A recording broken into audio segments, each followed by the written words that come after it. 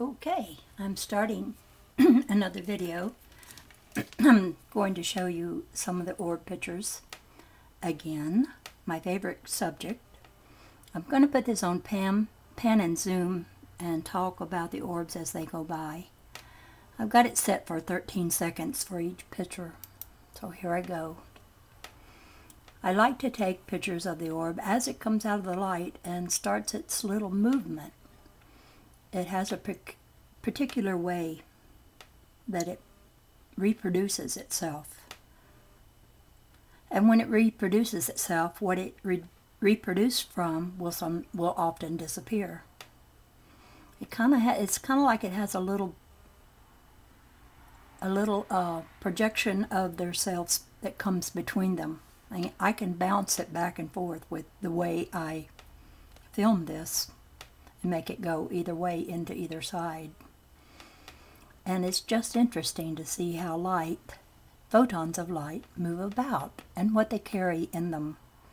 As you will be seeing, I have quite a few that have stuff in them. But these few pictures going by now are just to show the action of how the orb moves. They are like liquid. They flow like they were liquid. And they leave behind and create on themselves luminous little parts of themselves as they pass.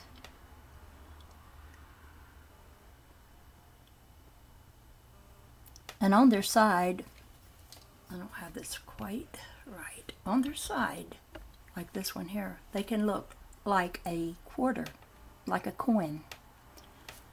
And they can be so beautiful that I want to make cards and show all this beautiful color, how it's mingled together. No two of them alike.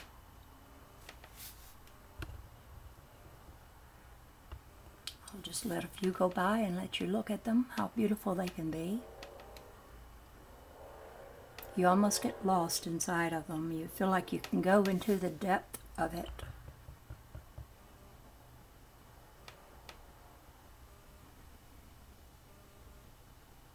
And all this color is all around us. We're surrounded by this sea of light.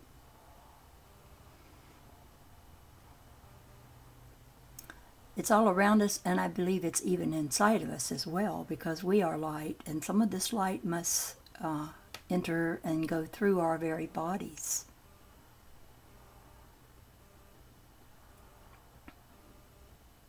These are what I call the cords of light. Here's another one with it moving, and you can see how it just drops a little bit slowly into the next one. And this is what I call the cords of light. As they come out of the light source, they're corded with all these colors that look like threads. Now, one day I was getting these cords of light, and they weren't making cords that particular day when they came from the light. They were making a ring, and I will be showing you that ring. They were making a ring in them that only came through on that one day.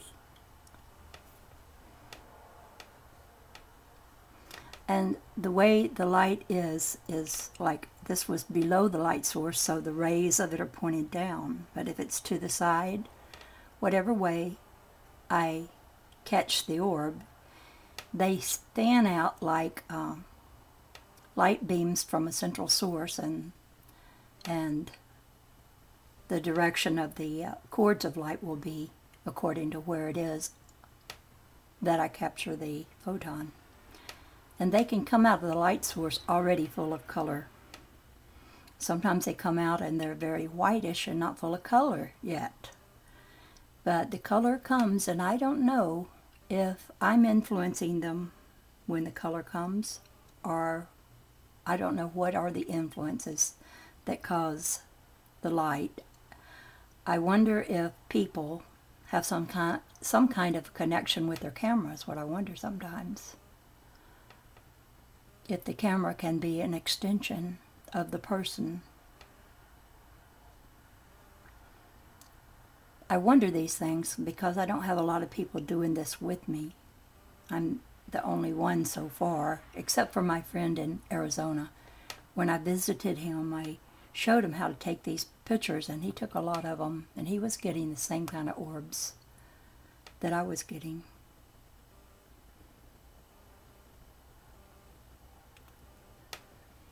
They do look like they have things in them. Well, I'm pretty sure they do.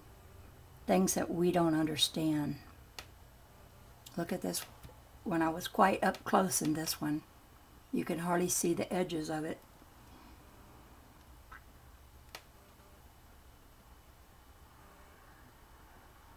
And there may be an orb with one particular aura of color, and then one right beside it, like this one down below here, is all pink and blue and different colors.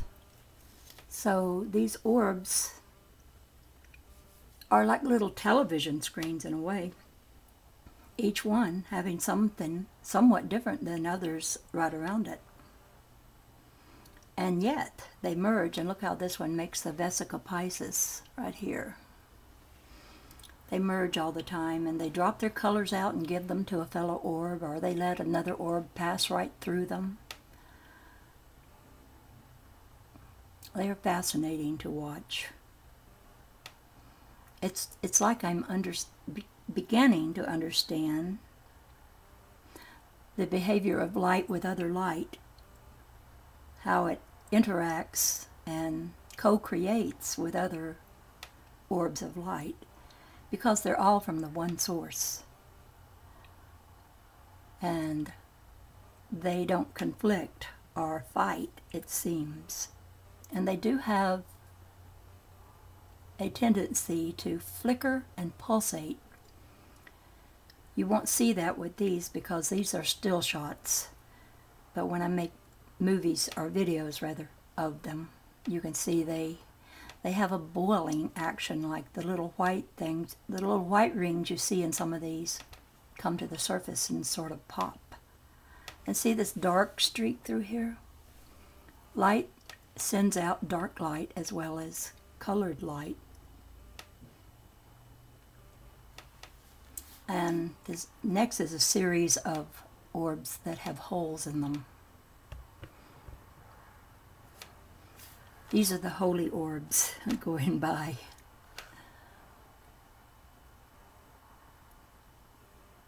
And yet, these orbs have no mass.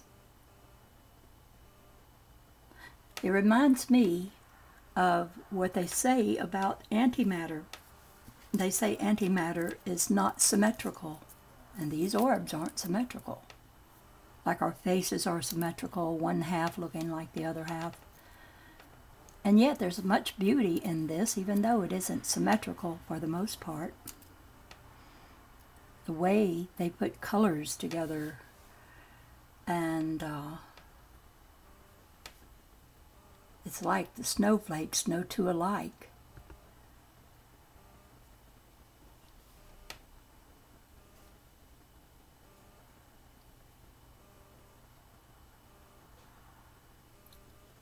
It's very much use of circles and concentric circles around the circles, and little tiny circles within the circle of the orb.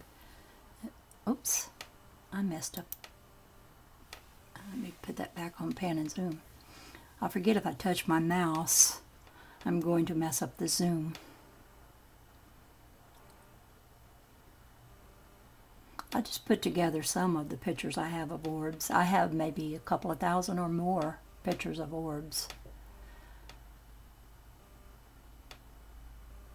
It's like eating potato chips. You can't eat just one. Well, once you start taking pictures of orbs, you'll find that you just want to take more and more and more pictures. It's almost an obsession in a way. Not a real, I mean, it's not going to possess you or anything, but it's just fun to do, and you want to keep doing it. Because some days I get an orb that looks unlike any orb I ever have gotten before. So I know they're evolving, or I'm evolving, or something is going on.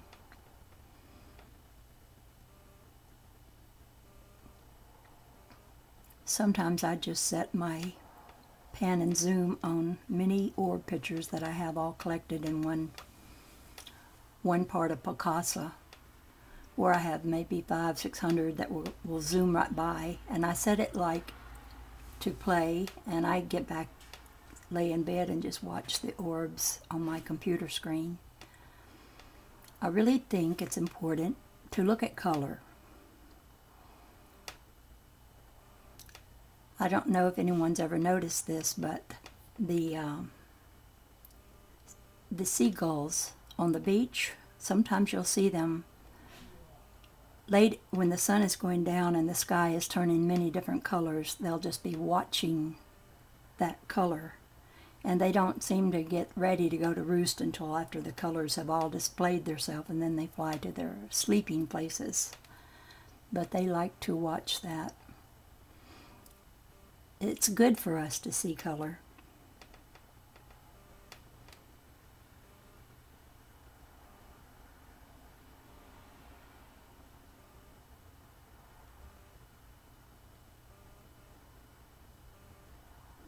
And here's sound. I was reading something the other day that said that light makes sound. Light is, to your ears, plays like sound. To your nose, it plays like smell. And light to your eyes, it's vision. And to your hands and feet and body, it's the sensation of feeling something. But it is still all light, reacting to the different parts of our body. And there are people who can hear light, and they can, there's several videos on it where their senses have kind of switched around. A color might have a sound or a shape. They may be eating something and it tastes like triangles, or it tastes like squares, or it's odd, the sensations that some people have in them, where things that we don't see that way could be that way, where you can eat something and say, these are squares, or these are triangles. Weird. But there's a lot that we're going to be finding out, that we are developing sensibilities in order to appreciate, and some of it's probably going to be pretty astonishing to us. Right now, I can see this light with the naked eye, but not in the same way it shows in my pictures I take with the camera. But I see strands of light from a light source come out, and they're all different colors.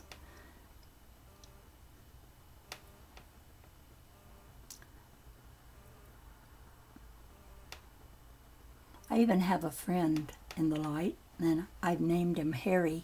Here he comes up next. He's that little dark spot there.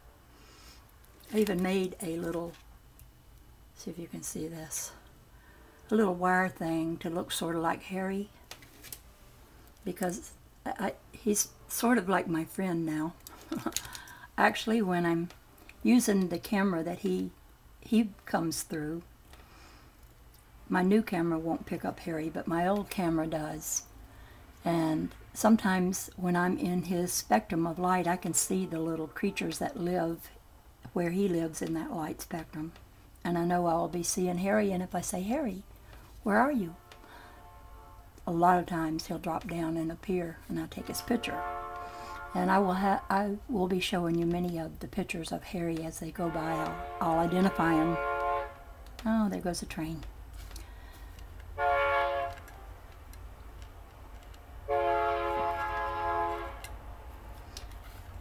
We live near the train tracks, so you're going to hear that quite often when I'm speaking. Now, this little thing right here that I'm pointing to, and this little thing, and this little thing, These are artifacts in my camera. They show up in all these pictures that this older camera takes, and this thing looks kind of like a little fairy sometime. And there's another one that just recently deposited itself there. I know they must be in my camera because they are always pretty much in the same spot, and if it's not a black spot like over here, they will show up. And so their number is growing though. It's like they're growing inside my camera. I don't really think it's dirt because they look real similar to some of the things that are actually in the orbs. And not only that, and I'll show you when one goes by, but oops, gotta get it going again. There are a couple of times I've gotten these artifacts pictures with my new camera, and I thought, wow, maybe it is a part of the orb, but it is in my new camera now. Not all the time like it were something stuck in there. I don't know if you can see this one. This one right here is a double jointed looking artifact that's always in pretty much that part of the page of the picture. See, there it is again. It's always right down in there. That thing, whatever that thing might be, showed up in my new camera pictures, and it looked exactly the same. Which leads me to believe there may be living entities inside my camera. And does that make me crazy? Maybe. My daughter lovingly calls me the crazy lady. She's not really into all this. I'm really the only one that's really into taking pictures of orbs. I mean, I get great pictures and I would love to show them to everybody, but nobody wants to see them. That's why I reach out to other people, like whoever watches this video. This is an unusual thing here. Now, this is a ring. It's sort of not perfectly round, but, and there's Harry again. And that ring, there it is again, right here. I don't know if you see that. It came into Harry's spectrum of light. But it came in that day that I was getting the rings in the color cord teardrop shape light that comes directly out of the light. First thing is the corded light teardrops, and the ring came through one day, only one day. And now it's in Harry's world. And I have several pictures where that ring is there, and it looks like it has, I'll wait till you see it and I'll tell you. This is another little character that is in Harry's world. I haven't given him a name yet, but he's always somewhere around. I catch his picture quite a lot.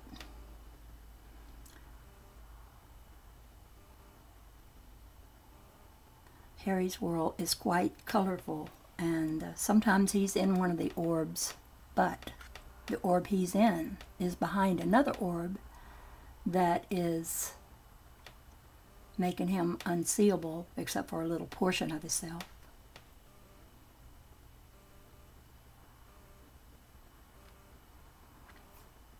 There's Harry again. And these orbs are full of circles, and if you could see up real close, there's tinier circles. Let me stop and I'll see if I can show you one. There's Harry. Okay, this one I'll do. Oh. Always when I have it on pen and zoom it won't do this, but I want you to see, and this is not a good one to see, but there's one of my artifacts right there. He's got a little circle in his world too.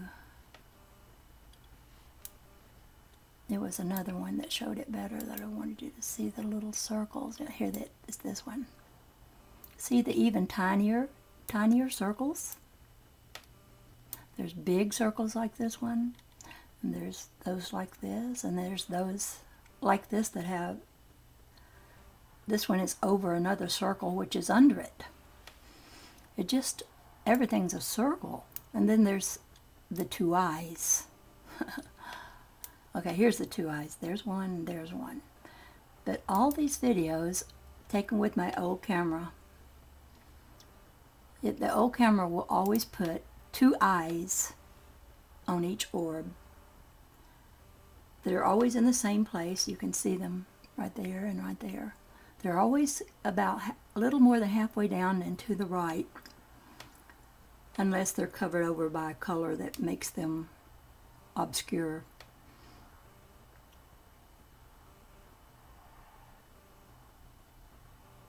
There they are in this one, right there and right there. But there's so many little circles, sometimes they mingle in with the others and you can hardly see the ones that are always there in the same place. But if you look for it, you'll see them. There's Harry going by. Oops, I see that my camera's not quite lined up. Let me move it. Now, this is real easy to see the two eyes on this one, right there and right there.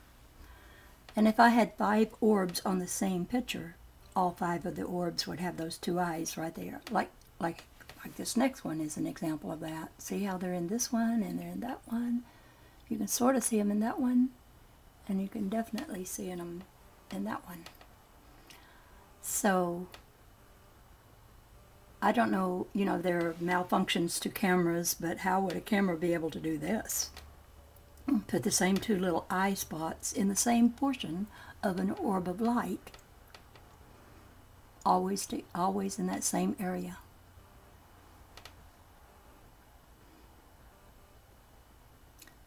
There are just so many mysteries to see in this light.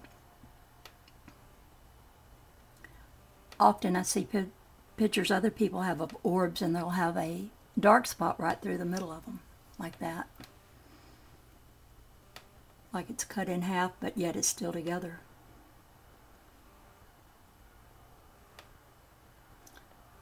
Wheels within wheels within wheels.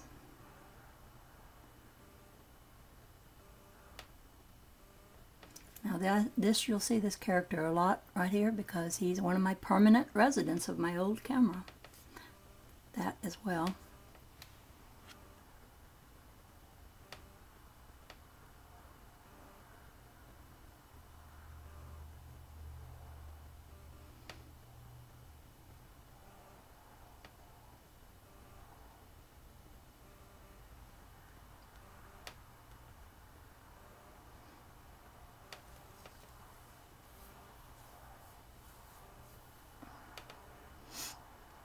I do wish others would take up this hobby of taking pictures of orbs. I've explained how it's done in some of my other videos, and it's really, really simple.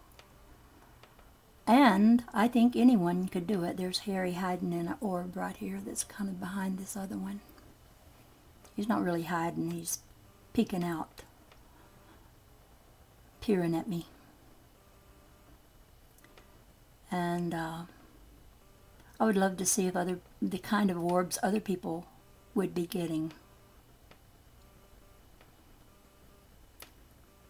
When I look at light, I see one great big orb that fluctuates, and it's more whitish. That it doesn't have as much color as these, but it does have color.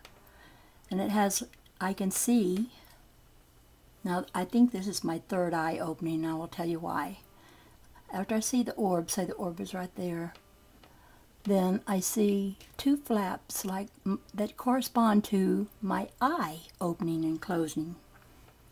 So I think I'm seeing with my third eye. And color sometimes comes out from the flap that represents my eye into the orb. It's really strange.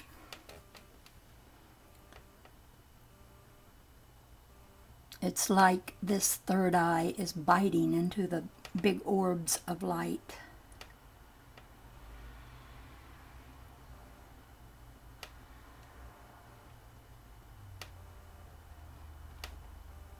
I know that sounds strange, but that's my experience.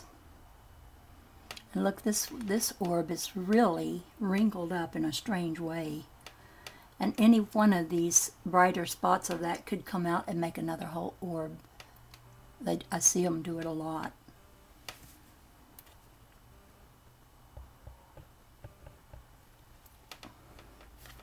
Orbs are capable of so many motions, and they can streak across. And you know, I think people are seeing them in their regular cameras without needing a marble to see them. I think sometimes you can just film in such a way that you catch one of them for some reason, and it can look like a rod of light because they move and they leave a little stream of their luminescence around them that stays there for a while, and the camera picks it up.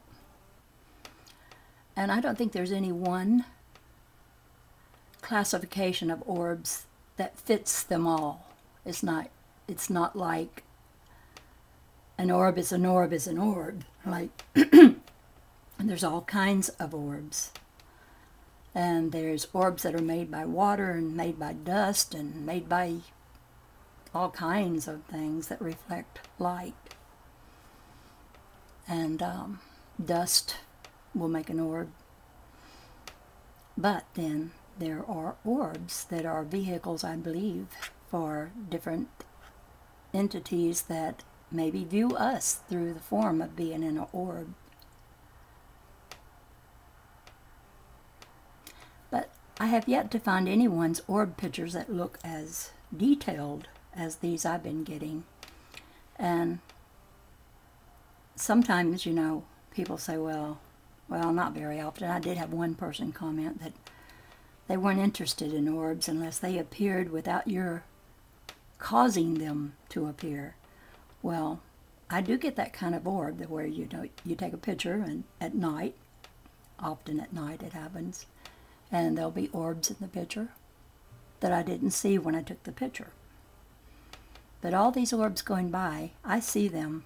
That's why I snap the picture when it gets really pretty like this one. I snap right away to capture that image. So I'm sort of helping the orbs along by knowing how to catch them in their movements. And what I'm thinking is that this light, be it from the sun or be it from a lamp in your room, it has to travel through the glass, whatever shape it might be. And when it does, if the glass is unusual and it has the orb, it has the photons traveling through it in unusual ways. And you see more of the way they manipulate through the glass. But then light travels through more than just glass. It travels through everything. But the unique thing about it using glass and getting the shine off of the glass to film to get the orb, I know that sounds complicated, but it isn't really, is that the glass enables you to see the movements of that photon of light as it travels about. Now, if I used a marble, just a marble like that's glass, I use this one pretty often, I will only get round orbs. But if I use something shaped a little differently, I will get other shapes of orbs. So I'm always going to thrift stores and looking for little glass things, which they have plenty of, so I can film off of the shine, off of different shapes of glass. But you can get orbs if you see anything that shines, even if it's a sequin, or if it's porcelain, or it's metal, or it's a reflection of light in a car window. Sometimes the sun shines on a car window and it sends the most spectacular beams of light out. Now this I got off the internet. Someone took a picture of the sky and it looked like this. You could see that wall right here. So this was above a building and they saw the sky look like that. And I thought, that looks like an orb, that sky.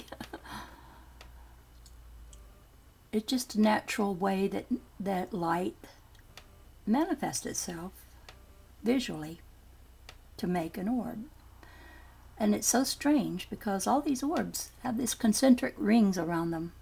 And even when the orb gets all twisted and out of shape, you can still see that ring around the edges of them. Even when it fans out, or when it ribbons itself out or snakes itself out, it will still carry those little telltale signs of being an orb, with the many concentric lines around the outer edges of it.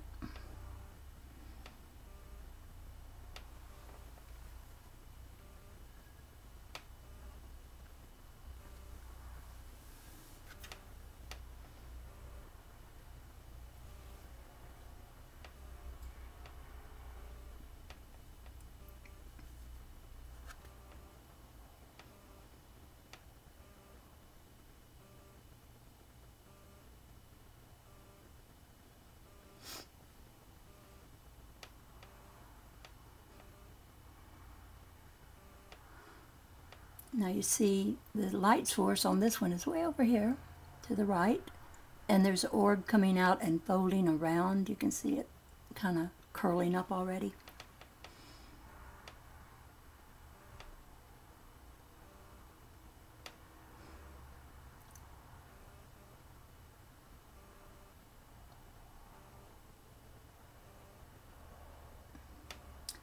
And this was a light orb that was in the teardrop shape almost, and two really dark streaks of light, which I was saying to you, dark light comes out from light as well. In the light world, dark and light dwell together peacefully. There's no fighting. There's only cooperation between the two, and between cooperating with the dark and the light, which I think the dark is really light anyway, it's just a different density of light. But between the two, you get some beautiful colors. When I take these pictures and I put them on my computer, I have to take some of the light out, because then the dramatic colors show up. Now you're wondering what this is. That's mud. It rained buckets full. I mean, at least 6 or maybe 10 inches of rain the other day.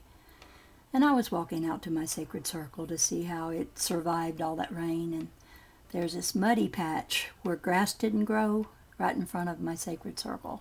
And I put my feet down in that mud. It felt so good to have mud squish up between your toes. And then I laid back in a lawn chair and just let the sun dry that mud on my foot. I'd watched a video called Grounded, and it's talking about how we need to get the mud on us, on our bodies, all over our bodies if we can. And see, I'm inside of my little Vector Equilibrium tent, which I have in my sacred circle. And I put my feet down in the mud and the dirt there. These are some of the rocks. I decorate rocks with clay sometimes and write on them and do all kinds of sculpture on them, and then put them in my sacred circle. And in that circle there is a mirrored butterfly shape. So I was looking at all the things that it reflected that are also inside my circle, or inside of my Vector Equilibrium tent. And as I was filming this, I said, oh my goodness, I could put my face inside the mirror of that. And so there you go. There's my nose and eyes and mouth. That's me. A butterfly me. I kind of liked that. That was fun. And then there's some with my eyes. I have a funny looking nose. That's not my real nose though. And I bought this little Buddha thing, a little Buddha statue. He looks like he's made of wood, but he's really plastic. And he's inside of my Vector Equilibrium tent. And this is me filming off of the shine of my big marble. So people wanted to know, how do you do this? How do you get these pictures? Oh, there's my example. You just hold it up. And this is from the rain the other night. when it just rained, bukuls of rain. This poor little frog, he's a toad frog. He lives in the crack of the side of the driveway there. See, can you see his little face right there? And he was having a hard time. He found a place to put his nose up so he could get some air every now and then. I took pictures of him. I posted it in my Facebook. And some of the people that are on Facebook with me, they said, "Did he survive?" I said, "Yes. They can go underwater and be under there quite a while. They just have to get air now and then because they're amphibious." Why isn't that moving? Oh, probably because I came to the end. Okay, I will end with the little froggy there, the little toad frog who made it. He had a watery whirl there for a little while, but he knew what to do. And this is the Dove Lady, and comment if you wish. I love you all, and bye-bye for now.